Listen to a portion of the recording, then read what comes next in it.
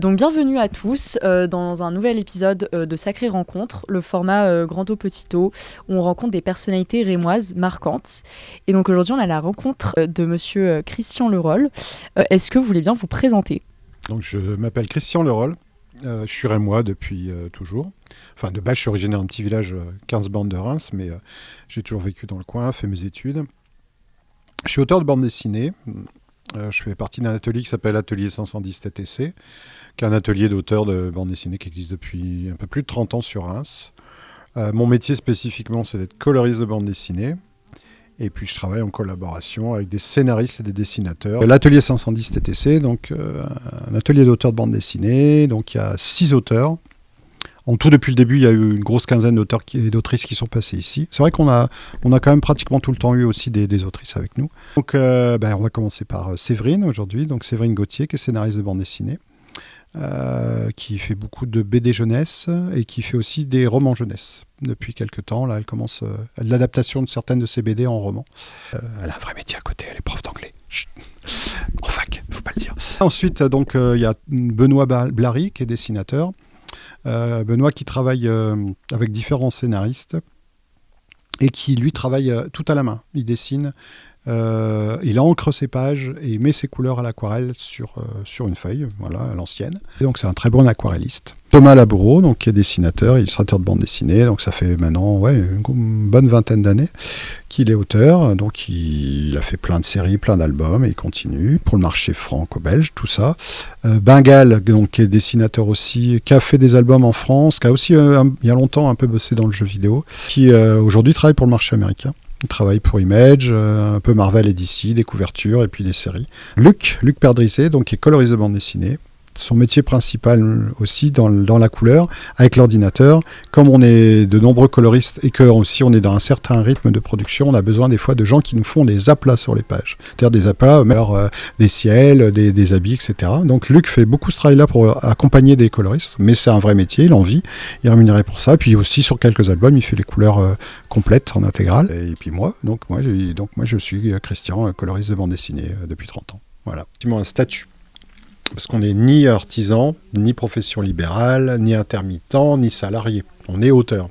On a une histoire avec des pages de bande dessinée et on démarche les éditeurs. L'éditeur n'est pas notre patron, on n'est pas salarié. On signe un contrat où on cède nos droits. J'avais une question un peu en relation avec ça, parce que je m'en souviens quand on avait discuté lors de la conférence de Coco Pello sur la tour de Babel. Vous aviez évoqué aussi la précarité du métier d'auteur de bande dessinée et je trouve que c'est une thématique qui est super intéressante. Est-ce que vous avez quelques chiffres en tête, des choses à dire à ce sujet ? Les auteurs, on produit la matière première et on est en fait les plus précaires de la chaîne. On peut comparer un petit peu avec les agriculteurs par rapport à la grande distribution, quoi. C'est à peu près le même rapport.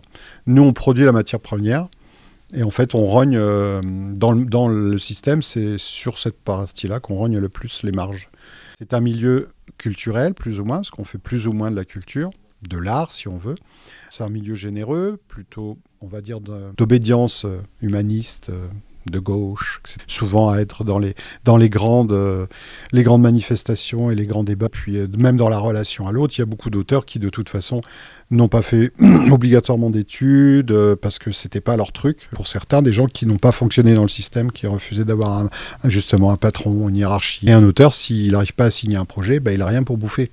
Donc au bout d'un moment, la négociation ne peut pas durer 1 an, 2 ans, 6 mois. L'auteur a besoin de bosser, donc il accepte de signer un contrat avec des fois une part financière qui n'est pas géniale, mais son bouquin sortira. Il y a maintenant quelques années, il y a eu des états généraux qui ont été faits sur la bande dessinée, sur les auteurs.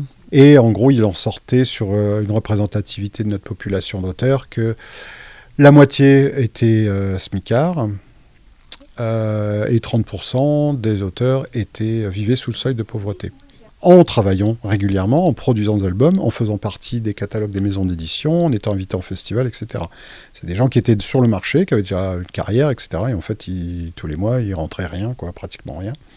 Et évidemment, si on était une autrice, une femme dans le milieu, c'était encore pire. Et à côté de ça, on a quand même un marché qui est florissant et qui génère beaucoup d'argent. Mais la répartition et le ruissellement, on va dire, ne fonctionnent pas vraiment. Vous avez parlé de fanzine. Est-ce que vous pouvez juste nous expliquer un peu ce que c'est le fanzine ? Il y a de fans et magazines. Donc, c'est des magazines de fans. donc c'est le fanzine. Et dans la bande dessinée, ça a toujours existé, dans le milieu rock aussi, énormément dans le milieu rock. Et comme à un moment donné, les deux milieux étaient assez poreux, en fait. Il y a une période où dans les années 70, les jeunes ados un peu rebelles de la vie, soit ils voulaient être rockstars, soit ils voulaient faire de la BD, et des fois les deux. En fait, ça a été créé par un groupe de copains. On était au collège et au lycée ensemble. Et on a fait, pendant nos années collège et lycée, on a fait du fanzine, en fait, du magazine amateur qu'on imprimait par nos moyens et qu'on reliait avec des agrafeuses et qu'on vendait autour de nous, papa, maman, les copains et un peu plus. Et voilà. En général, de base, dans le milieu rock et punk, c'était vraiment do it yourself, donc c'était imprimé à la photocopieuse en noir et blanc, avec des collages, des montages, tout ça, graffé à la main, enfin voilà. Du coup, vous avez parlé un peu du côté rebelle des auteurs de bande dessinée. Et vous, du coup, vous avez commencé vos études en Belgique, à Bruxelles, à Saint-Luc. Et pourquoi vous avez quitté l'école C'était parce que le mode d'enseignement à l'époque était différent, un peu archaïque. Est-ce que vous pouvez en parler Les rebelles, je veux calmer aussi. Hein. Il y a plein d'auteurs, c'est plutôt des sages que des rebelles. Hein. Ils sont tranquilles, hein. C'est pas des sauvages non plus. Hein. Il y a un petit côté rock'n'roll dans la BD historiquement, ouais, mais aujourd'hui, il y a de tout en fait dans le milieu. Et quand on est arrivé dans cette école-là, pour laquelle nous avions, pour certains d'entre nous, péniblement passé un bac art plastique à l'époque, une option art plastique. Hein, voilà. Donc, on s'est retrouvé dans une école où en fait on nous apprenait pas à faire de la BD tout simplement, quoi. C'était un Graal, on voulait aller à Saint-Luc, capitale, à Bruxelles, la capitale de la BD où il y a plein d'auteurs, et en fait on se retrouvait à faire de l'art plastique. Et en fait les profs en 3 ans, un diplôme de 3 ans, qui était censé nous amener à être auteurs de bande dessinée en 3 ans, bah, la pratique de la bande dessinée, on va dire classique, d'apprendre les bases, mais vraiment les bases, on les avait pas. Et donc, quand vous êtes parti dans cette école à Bruxelles, c'était un projet commun, puisque vous êtes parti avec vos amis de Reims. Et après, vous n'avez pas toujours travaillé ensemble, c'est parce que vous avez créé cet atelier, mais vous avez aussi travaillé avec d'autres auteurs qui venaient d'ailleurs. Donc, c'était pas, le but, c'était pas forcément de faire une équipe qui travaillerait sur toujours sur les mêmes projets. On était un groupe de copains, David, donc, et moi, on se connaît depuis qu'on a 13 ans. Donc on dessinait ensemble. C'est même Jean-David qui m'a, je veux dire, même carrément mis à la bande dessinée. Seconde, on a rencontré un troisième larron, Sylvain Savoya, qui dessinait aussi. Donc évidemment, on s'est attirés comme des aimants tous les trois. Et puis les années passant, Jean-David a arrêté de dessiner pour justement écrire des histoires, devenir scénariste, parce qu'il aimait ça, écrire des histoires. Et les copains ont commencé à signer leur premier contrat en tant que scénariste et dessinateur. Et il fallait un coloriste. Et puis moi, je me suis retrouvé coloriste. Donc on ne peut pas dire qu'on avait un plan de carrière. On voulait faire de la BD tous. Et si, par exemple, aujourd'hui, vous auriez envie de refaire du dessin ou peut-être de changer sur quelques projets et faire du dessin, est-ce que ce serait possible ou est-ce que la transition serait un peu difficile ? Pour en faire quelque chose de professionnel, ça serait très très compliqué.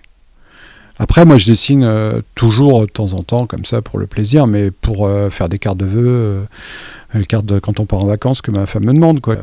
Mais mon métier, c'est vraiment de faire les couleurs. Et en plus, j'ai la chance d'avoir une activité pérenne, où je n'arrête pas, j'enchaîne les bouquins. J'en ai terminé un hier soir à 1h du matin. Nos métiers permettent aussi d'intervenir sur plein de domaines différents. Nous, on a fait des ateliers BD via notre atelier 510 TTC en tant qu'auteur et collectif d'auteurs.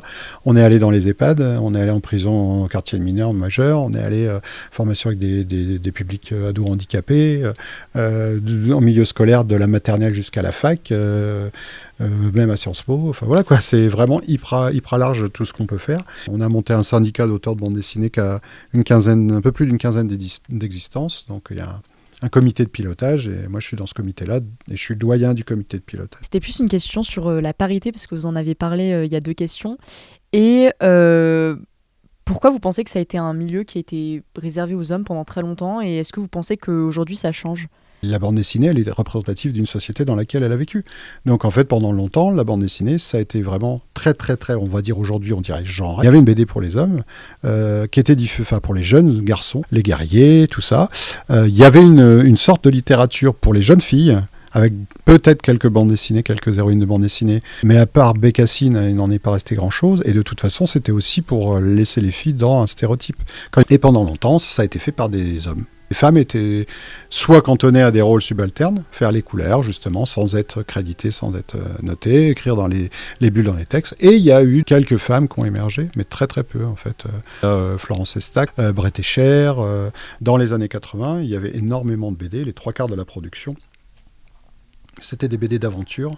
En fait, il y avait le héros central. et qui avait souvent à faire valoir avec lui. Et il y avait toujours une nana qui servait aussi d'être la poupée, la potiche dans le coin. Éventuellement, elle avait un peu plus de rôle comme Laureline dans Les Passagers du Vent.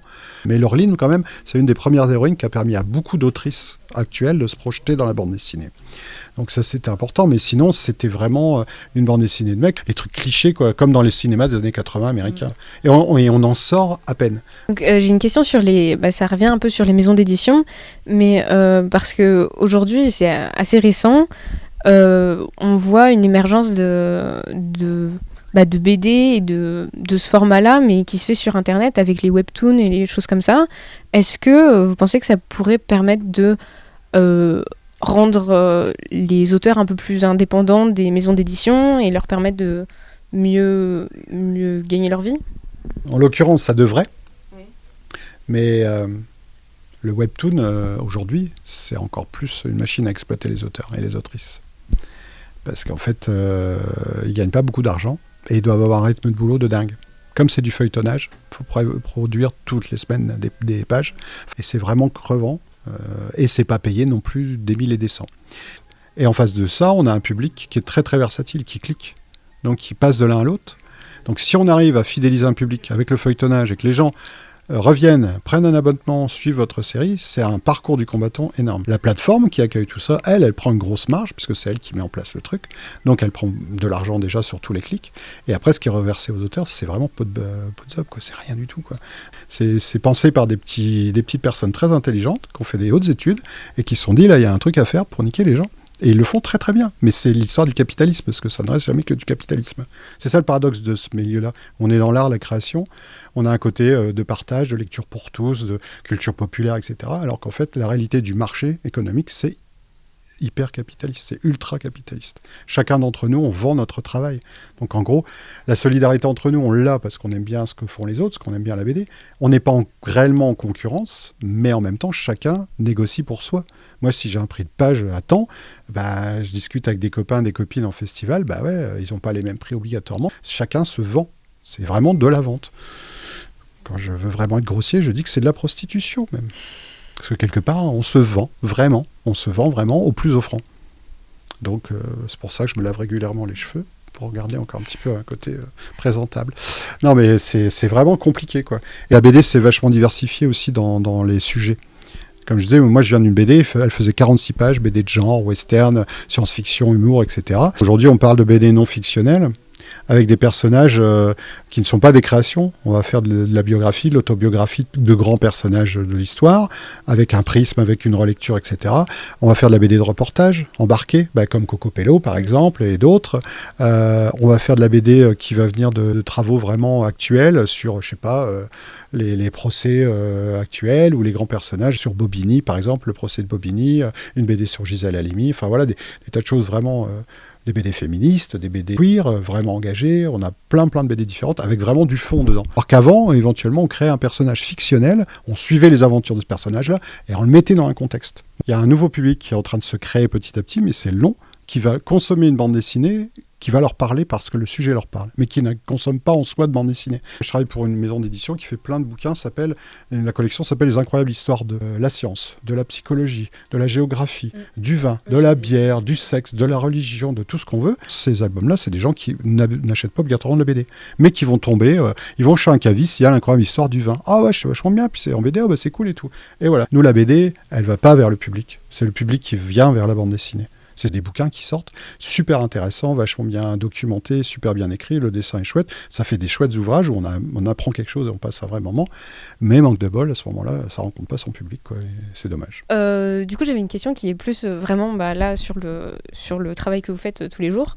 Comment ça se passe quand vous avez une commande si vous pouvez nous expliquer par exemple une journée typique où vous recevez une commande Ça fait 30 ans que je suis coloriste de bande dessinée et les albums se sont enchaînés pour tous les éditeurs, parce que j'ai dû travailler pratiquement pour tous les éditeurs du marché. Donc j'ai fait un peu plus de 450 albums de BD aujourd'hui, donc que sur ordinateur. Et en fait, en termes de commandes, c'est spécifique. Chaque collaboration est différente. Des fois, je suis au début où vraiment le projet démarre.